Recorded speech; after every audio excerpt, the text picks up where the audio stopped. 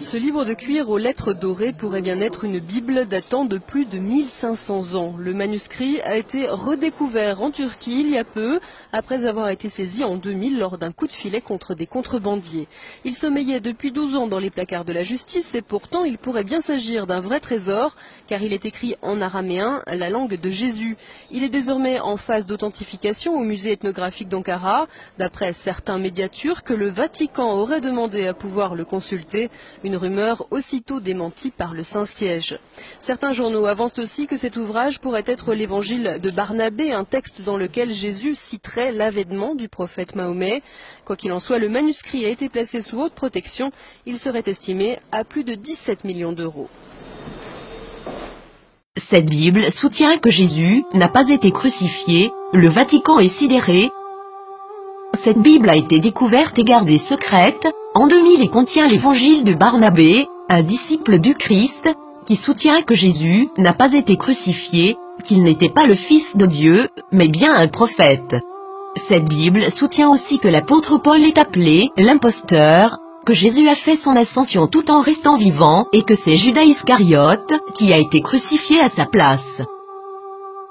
Authenticité selon les rapports, les experts et les autorités religieuses, à Téhéran, insistent sur le fait que le livre est un original.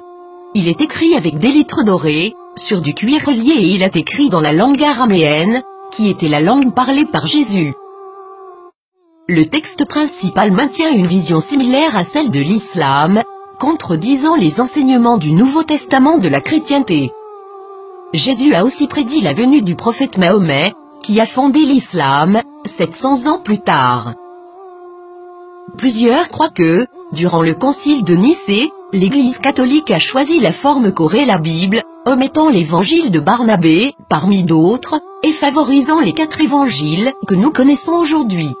De nombreux textes bibliques ont commencé à faire surface depuis ce temps, incluant ceux de la Mère morte et les évangiles gnostiques, mais cette Bible semble tout particulièrement inquiéter le Vatican.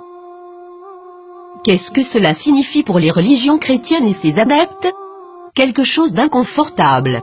Le Vatican a demandé aux autorités turques de pouvoir examiner le contenu du livre.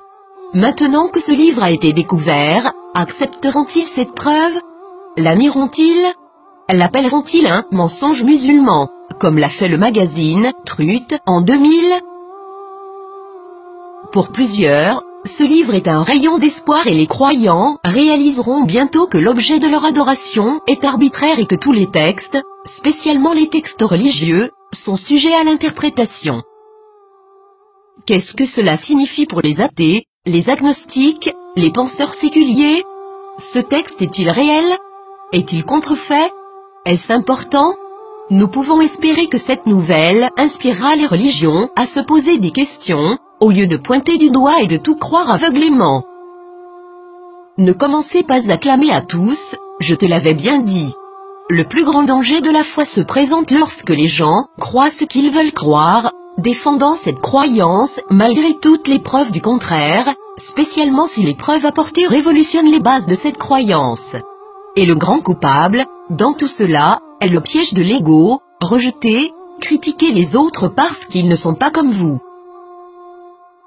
Durant des siècles, la défense de la foi aveugle a mené les nations à la guerre, à la violence, à la discrimination, à l'esclavage et à une société d'automates, et tout cela a été justifié par des mensonges.